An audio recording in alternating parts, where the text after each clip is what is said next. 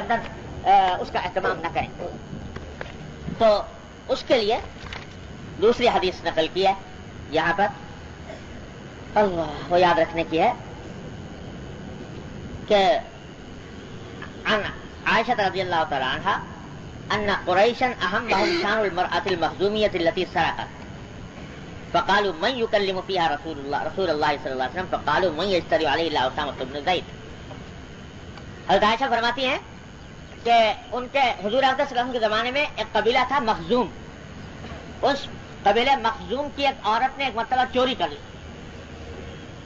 اور چوری ثابت ہو گئی اس کے خلاف. اب قرآن کریم کا حکم یہ ہے کہ جو چوری کرے چاہے مرد ہو یا عورت ہو اس کا ہاتھ کاٹا جائے, حد جاری کی جائے. تو وہ عورت جو تھی وہ اپنے قبیلے کی ایک بڑی یعنی باوجاہت خاتون تھی, بڑی مرتبے والی خاتون.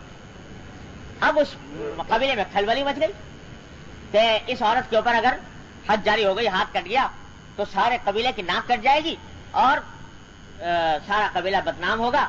تو کسی طرح کوئی راستہ نکالنا چاہیے اس حد کو کہ ہاتھ نہ کٹے. تو کیا کریں؟ لوگوں نے کہا حضور افضل سے سفارش کرائی جائے, کوئی ایسا محبوب آدمی حضور کا جو آپ جس سے آپ کو بہت محبت ہو, اس سے کہا جائے کہ وہ جا کر حضور سے سفارش کرے کہ اس عورت کا ہاتھ کاٹنے پر کر.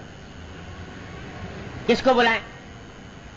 تو سب نے کہا کہ بھائی حضور اقدس صلی اللہ علیہ وسلم کو سب سے زیادہ جو محبوب ہیں وہ اپنے متبنہ کے حضرت زید بن حارثہ کے صاحبزادے ہیں اسامہ, حضرت اسامہ بن زید.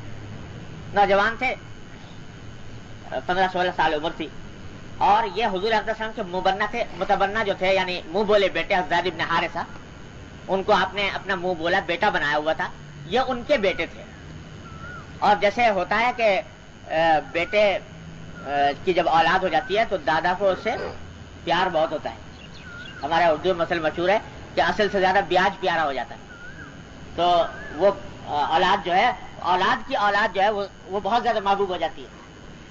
تو حضرت صلی اللہ علیہ وسلم کو بھی حضرت اسامہ ابن زید سے بڑی محبت. ہر وقت وہ لاڈ, جس طرح لاڈ کیا جاتا ہے اس طرح لاڈ پیار ہوتا تھا حضرت اسامہ بن زید رضی اللہ عنہ. تو لوگ انہوں نے کہا, قبیلے کے لوگوں نے کہ جا کر اسامہ ابن زید سے کہیں کہ وہ کس طرح حضور سے سفارش کرتے ہیں کہ اس کو اور کوئی سزا دے دیں, کچھ جرمانہ کر دیں, کچھ کر دیں, مگر ہاتھ نہ کاٹیں. انہوں نے جا کر حضرت اسامہ سے بات کی. حضرت اسامہ نے سوچا کہ بھئی کسی کا ہاتھ کٹنے سے بچ رہا ہے, چلو کوئی بات نہیں.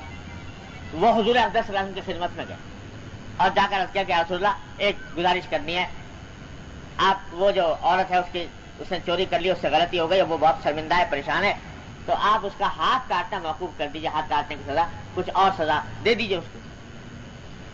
بس روایت میں ہے کہ اتنا کہنا تھا کہ نبی کریم سرور دو عالم صلی اللہ علیہ وسلم کا چہرہ انور سرخ ہو گیا مجھ. اور اسی محبوب بیٹے سے آپ نے فرمایا کہ اسامہ تم سفارش کر رہے ہو اللہ کی حدود میں سے ایک حد کے اندر. اللہ نے جو حد مقرر کی ہے کہ چور کا ہاتھ کاٹو, تو اس حد کے اندر تم مجھ سے سفارش کراتے ہو کہ میں اس کا ہاتھ نہ کاٹوں.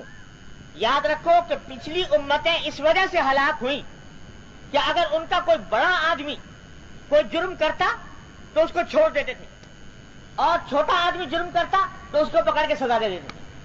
تو آج میں اس عورت کو, چونکہ یہ بڑی باوجاہت ہے, اپنے خاندان میں بڑی مقبول ہے اور خاندان کے اندر اس کا ایک مقام ہے, اس کی وجہ سے میں اس کا ہاتھ کاٹنا چھوڑ دوں اور کل کو کوئی غریب آدمی آئے تو ہاتھ کاٹ دوں.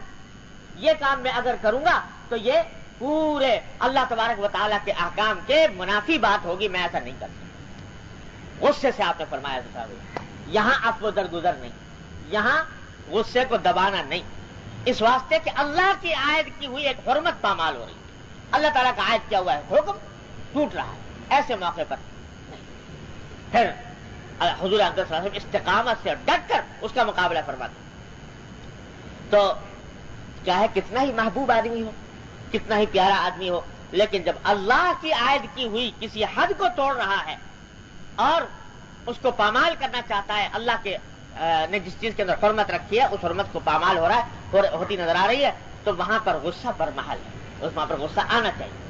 اور اس صورت میں وہ حلم درگزر کا تقاضا یہ نہیں.